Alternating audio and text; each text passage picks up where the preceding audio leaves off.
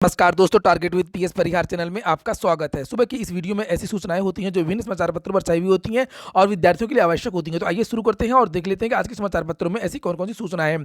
तो वीडियो को जल्दी से लाइक करते हैं, शेयर करते हैं और जिन छात्रों ने चैनल को अभी भी सब्सक्राइब न किया हो तो जल्दी से सब्सक्राइब कर लें ताकि आप लोगों को भी इसी प्रकार के अथेंटिक अपडेट सबसे पहले मिलती रहे। आगे बढ़ने से पहले एक और सूचना उन विद्यार्थियों के लिए जो विद्यार्थी पुलिस कांस्टेबल भर्ती की तैयारी कर रहे हैं। वे सभी अभ्यर्थी चक्षु प्रकाशन की इस बेस्ट बुक को ले सकते हैं, जिसे आप लोग यहाँ पर देख रहे हैं। इस बेस्ट बुक में 3000 से ज्यादा बहुविकल्पीय प्रश्न दिए हुए हैं और इसमें 5 सॉल्व पेपर भी हैं जो परीक्षा 2019 में और 2018 में हुई थी। सभी पालियों का पूरा सॉल्व पेपर दिया हुआ है और उत्तर प्रदेश पुलिस भर्ती एवं प्रोन्नत बोर्ड का जो भी सिलेबस है पुलिस कांस्टेबल भर्ती का, उसी के हिसाब से ये पुस्तक तैयार की गई है। काफ़ी अच्छी पुस्तक है जिसे आप लोग यहाँ पर देख रहे हैं और सभी कापी किताबों की दुकानों में आपको ये पुस्तकें मिल जाएंगी चक्षु प्रकाशन की। और अगर आप लोग ऑनलाइन मंगवाना चाहते हैं तो उसकी भी लिंक मैंने डिस्क्रिप्शन बॉक्स में दे दी है। एक बात और बता दूं कि यूपी पुलिस कांस्टेबल का सॉल्व पेपर भी आता है, प्रैक्टिस सेट भी आता है। चक्षु प्रकाशन की बहुत सारी पुस्तकें आती हैं जिन्हें आप लोग यहाँ पर देख रहे हैं। इनकी भी लिंक मैंने डिस्क्रिप्शन बॉक्स में दे दी है। चक्षु प्रकाशन की पुस्तकों की एक खासियत और है कि इसमें जो भी प्रश्न दिए हैं, चाहे वो प्रैक्टिस सेट की हो चाहे वो सॉल्व पेपर की हो, इन प्रश्नों की जो व्याख्या वो काफी विस्तृत तरीके से दी गई है। चलिए शुरू करते हैं आज की सूचनाओं को। युवा मंच संयोजक राजेश सचान की आज होगी सुनवाई। आपको पता होगा कि 25 तारीख को प्रयागराज में प्रदर्शन हुआ था रेलवे के छात्रों का और उस हिंसक प्रदर्शन में युवा मंच के संयोजक राजेश सचान को मुख्य अभियुक्त बना दिया गया है। और जबकि युवा मंच के संयोजक राजेश सचान का उस हिंसक आंदोलन से कोई लेना देना नहीं था, बहुत सारी जो धाराएं हैं वो राजेश सचान पर लगा दी गई हैं, जिसकी वजह से पिछले दिनों उनकी जो है जमानत नहीं हो पाई, उनको जेल भेज दिया गया और आज फिर से जमानत की कोशिश की जाएगी। जो भी जानकारियां होंगी आपको इस चैनल के माध्यम से दे दिया जाएगा। अगली जो सूचना है वो मुख्य सचिव ने दिया सभी आयोगों को निर्देश, समीक्षा होगी यूपी ट्रिपल एससी की और यूपी पीएससी की। देखिए लिखा हुआ है कि मुख्य सचिव दुर्गा शंकर मिश्र राज्य लोक सेवा आयोग व अधीनस्थ सेवा चयन आयोग की भर्ती गतिविधियों की समीक्षा करेंगे। दोनों ही आयोगों से पिछले 5 वर्ष किए गए कार्यों व उपलब्धियों की रिपोर्ट तलब की है। शासन के एक वरिष्ठ अधिकारी ने बताया कि मुख्य सचिव ने 1 फरवरी को दोनों ही आयोगों की समीक्षा का कार्यक्रम तय किया है। वे आयोग से तय वार्षिक लक्ष्यों व उसके सापेक्ष प्राप्तियों की समीक्षा करेंगे। 2017 से अब तक की गई नियुक्तियों के ब्यौरे व उस संबंध में की गई कार्रवाई पर बिंदुवार टिप्पणी मांगी है। दोनों ही आयोगों के सचिव को इस संबंध में तैयारी करने के निर्देश दिए गए हैं। सरकार तो आपकी चली गई है और अब समीक्षा करने से क्या फायदा। ये समीक्षा पहले करनी चाहिए थी और समीक्षा में ये भी देखें कि आपने यूपी ट्रिपल एससी ने कितनी नियुक्तियां दी हैं। ये नहीं है कि कितने विज्ञापन निकाले या कितनों की परीक्षा कराई। हालांकि परीक्षाएं भी ज़्यादा नहीं हुई हैं और विज्ञापन भी बहुत ज़्यादा नहीं निकले हैं। लिखा है कि यूपी ट्रिपल एससी ने जो बताया है, ये लिखा हुआ है कि 18,922 को दी है नौकरी, 19,801 पर भर्ती जारी है। वही जो 2-3 विज्ञापन अभी जारी हुए हैं, एक तो लेखपाल भर्ती का लगभग 8,000 पदों के लिए, एक स्वास्थ्य विभाग की भर्ती आई है उसके लिए और एक ITI इंस्ट्रक्टर वाली, यही 2-3 भर्तियों की जो नोटिफिकेशन जारी हुए हैं और ये पता नहीं कब तक पूरे होंगे। लिखा है अधिकारी के मुताबिक अधीनस्थ सेवा चयन आयोग ने 5 वर्ष में 18,922 अभ्यर्थियों को नियुक्ति की संस्तुति विभागों को भेज दी है। इनमें ज्यादातर को नियुक्ति पत्र वितरित किए जा चुके हैं और इसमें से मैं बता दूं कि ज्यादातर भर्तियां पुरानी भर्तियां थी। आयोग ने प्रारंभिक अर्हता परीक्षा के आधार पर दिसंबर 2021 व जनवरी 2022 में स्वास्थ्य कार्यकर्ता, लेखपाल और अनुदेशक 5 साल बाद इन भर्तियों के जो विज्ञापन है वो निकले थे और पिछले 2-2.5 साल से कोई भी विज्ञापन यूपी ट्रिपल एससी के द्वारा नहीं निकला था पीईटी के पहले। नीचे लिखा है कि 19,801 पदों पर भर्ती का विज्ञापन निकाला और इन पदों पर भर्ती प्रक्रिया जारी है। आयोग ने कई सुधार लागू किए हैं इसकी भी जानकारी मुख्य सचिव को दी जाएगी। और ये भी जानकारी दें ये लोग कि जूनियर असिस्टेंट 2016 का जो अंतिम परिणाम है वो हमने नहीं दिया है। कंबाइंड टेक्निकल का जो परीक्षा है वो भी हमने नहीं करवाई है। फॉरेस्ट गार्ड की परीक्षा हम नहीं करवा पाए हैं। एएसओ की जो परीक्षा है वो भी हम नहीं करवा पाए हैं। लोअर को हम पूरा नहीं कर पाए हैं, ये भी इनको बताना होगा। आबकारी भर्ती भी हम नहीं कर पाए हैं। जूनियर असिस्टेंट 2019 भी हम नहीं कर पाए हैं। हालांकि बेहतर होता कि सरकार और जो मुख्य सचिव हैं जब इन आयोगों की समीक्षा कर रहे हैं तो छात्रों के एक एक प्रतिनिधि को बुलाना चाहिए। यूपी ट्रिपल एससी के छात्रों के भी एक एक प्रतिनिधि को बुलाना चाहिए और लोक सेवा आयोग के भी छात्रों के प्रतिनिधि को बुलाना चाहिए।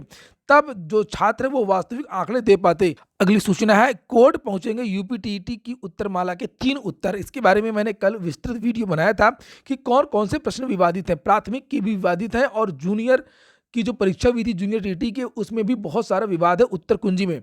लिखा है कि उत्तर प्रदेश शिक्षक पात्रता परीक्षा 2021 की उत्तरमाला उत्तर प्रदेश परीक्षा नियामक प्राधिकारी की ओर से जारी कर दी गई है। इसमें 2017 की यूपीटीटी में पूछे गए 3 प्रश्नों में एक उत्तर को सही बताया गया है। इसमें हाई कोर्ट ने अभ्यर्थियों से सहमत होकर के 2 उत्तरों को सही मान करके समान अंक देने के आदेश जारी किए थे। इसके अलावा अन्य उत्तरों को लेकर के भी स्थिति आपत्ति निस्तारण के बाद स्पष्ट हो सकेगी। उत्तरमाला पर अभ्यर्थियों से ऑनलाइन आपत्ति 1 फरवरी तक मांगी गई है।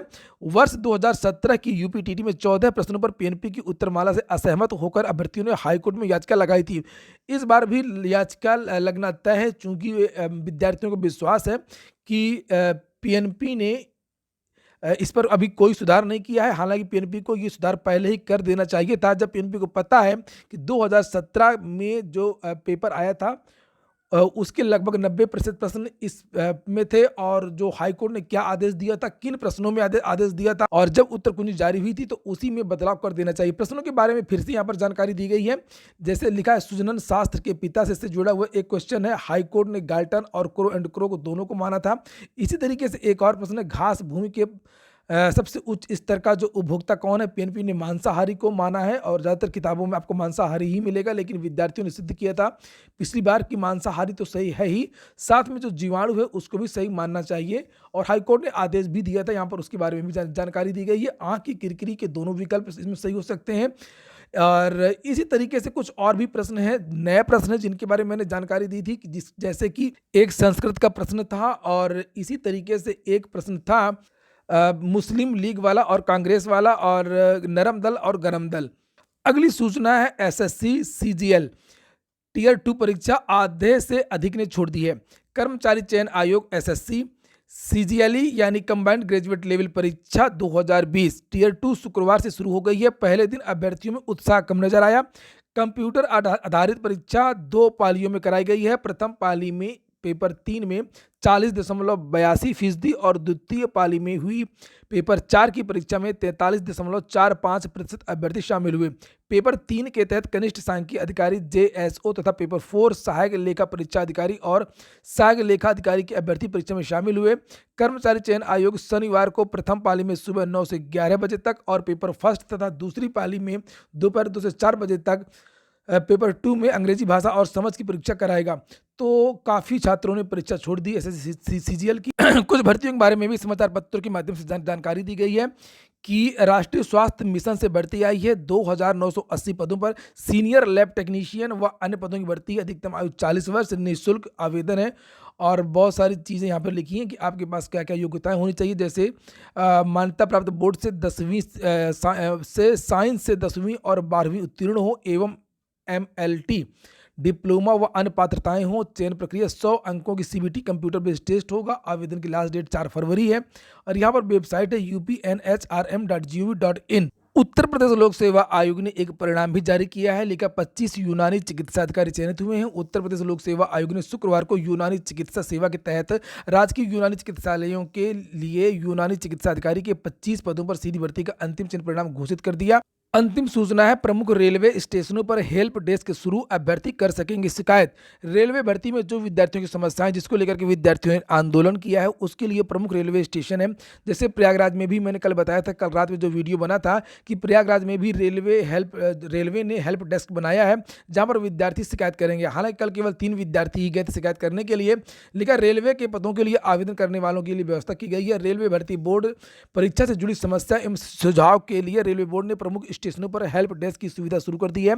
शिकायत एवं सुझाव को सीधे रेल मंत्री तक तत्काल पहुंचाया जाएगा। मुरादाबाद रेल मंडल में मुरादाबाद समेत 4 स्टेशनों पर हेल्प डेस्क की सुविधा शुरू हो गई है।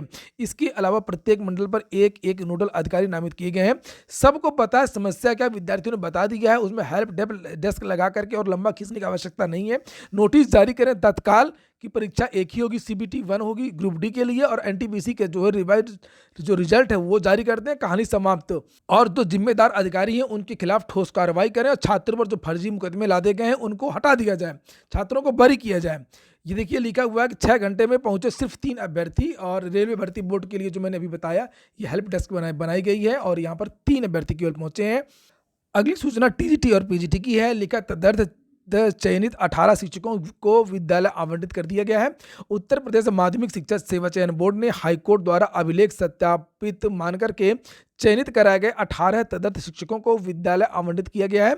यह अभ्यर्थी वर्ष 2021 की प्रशिक्षित स्नातक शिक्षक टीजीटी व प्रवक्ता संवर्ग पीजीटी परीक्षा में सम्मिलित हुए थे, लेकिन तदर्थ शिक्षक का अधिभार अंक नहीं दिया गया। बाद में अभ्यर्थी हाईकोर्ट ने चयन बोर्ड से पूछा कि अगर अभिलेख से स्थापित होता तो कितने तदर्थ शिक्षक चयनित हो जाते। बाद में ये सूची जारी की गई थी और इन विद्यार्थियों को अब विद्यालय भी आवंटित कर दिया गया है। तो ये हो गया आज का वीडियो। अगर आपको अच्छा लगा, आपके काम को तो लाइक अवश्य कर दिया करें। पूरा वीडियो सुनने के लिए बहुत बहुत धन्यवाद।